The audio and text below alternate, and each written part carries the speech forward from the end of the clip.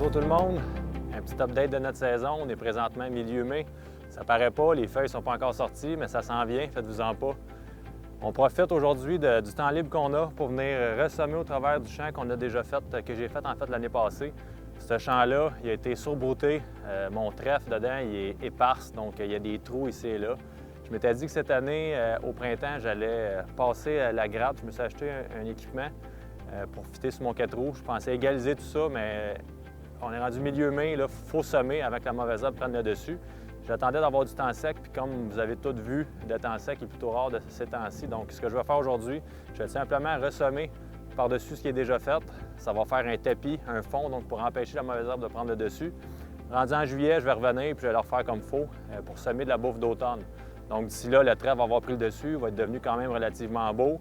Je vais passer la gratte là-dedans. De toute façon, c'est pas de la bouffe d'automne, du trèfle. Moi, ici, le trèfle, rendu à septembre, il n'y en a plus. Ils l'ont brouté quasiment au sol. Puis de toute façon, il tombe en dormance rendu fin septembre. Donc, si vous voulez chasser en octobre, novembre, c'est pas nécessairement la source de nourriture à planter. Si vous voulez planter des champs pour chasser, c'est pour planter des champs pour améliorer votre habitat puis faire en sorte d'avoir un meilleur support. Je comprendrais que le trèfle, c'est une solution qui est quand même bonne, mais moi, ce que je veux, c'est chasser mes champs, donc avoir un impact dans le temps de la chasse. Donc, on s'en vient faire ça, on se dépêche, là, regardez, il annonce beau, il mouille. C'est ça la météo cette année. 2019 s'annonce une année pluvieuse. On va s'arranger pour qu'on ait quand même un bon succès de chasse, donc suivez-nous.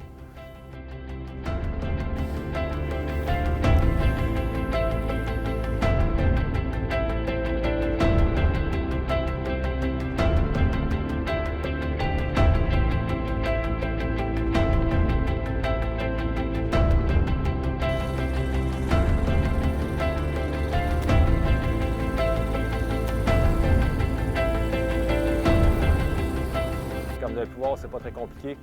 J'ai tout simplement semé, étendu de l'engrais. C'est facile quand on part d'un champ qui est déjà fait, là. Ensuite, j'ai passé avec mon compacteur pour faire en sorte qu'il y ait un bon contact de la graine au sol. Maintenant, faites-vous-en pas.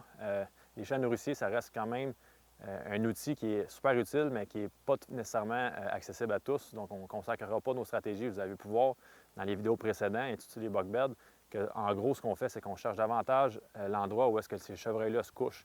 Puis si on est capable de les prendre dans leur source de nourriture, bien là, on tombe avec une ligne, une direction. Donc, on sait qu'ils mangent à un endroit et qu'ils se couchent à l'autre. Donc, on va établir nos stratégies de façon à coller le plus possible ces endroits-là. C'est une stratégie qu'on avait intitulée agressif-passif. Ça va être en fait le titre d'une prochaine vidéo qu'on va vous montrer vraiment étape par étape comment on procède. Il faut être agressif, mais au bon moment. Donc, il faut être passif pendant un certain temps, puis ensuite de ça, aller là où on pense que c'est le bon endroit. Puis, pour ce qui est des champs, on n'abordera pas plus ça, on n'abordera pas plus le sujet, mis à part qu'on va aller en Ontario faire nos champs. Cette année, il y a une petite nouveauté. On va chasser les terres publiques en Ontario et ce qui est les terres privées en Ontario. Donc, on va chasser le Québec, Ontario, à la gang. Donc, ça devrait être un vrai party chevreuil. On va inviter des amis. Vous allez avoir l'occasion de voir d'autres personnes ici sur caméra rendues dans le temps de la chasse.